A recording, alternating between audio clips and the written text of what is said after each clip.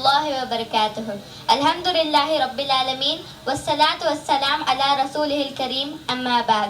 صدر محترم، ذمہ داران اسلامک انفارمیشن سینٹر، اساتذہ کرام اور حاضرین جلسہ، آج کی اس محفل میں میری تقریر کا عنوان ہے زبان کی حفاظت. اللہ تعالیٰ نے قرآن مجید میں فرمایا، یا ایھا الذین آمنوا اتقوا اللہ وقولوا قولا سدیدا، اے ایمان والو اللہ سے ڈرو اور سیدھی اور سچی بات کرو. اور ایک جگہ اللہ کا فرمان ہے، الم نجعل لہ عینین ولسانا وشفتین، کیا ہم نے انسان کو دو آنکھ نہیں دیے؟ کیا ہم نے انسان کو زبان اور ہونٹ نہیں دیے؟ اس آیت میں اللہ تعالیٰ نے انسان کی تین بڑے نعمتوں کے بارے میں فرمایا ہے. زبان انسان کی پہچان ہے، زبان انسان کی قیمت ہے.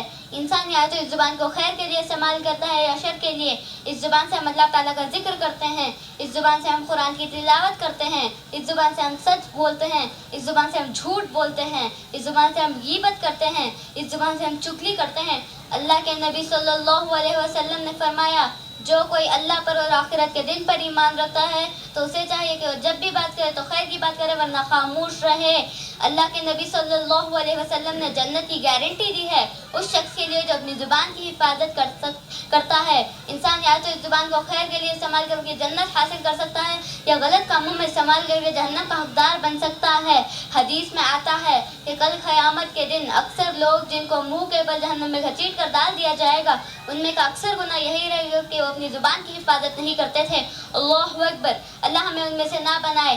آخر میں اللہ تعالیٰ سے دعا ہے کہ اللہ ہمیں زبان کی حفاظت کرنے والا بنائے. آمین. والسلام علیکم ورحمۃ اللہ وبرکاتہ.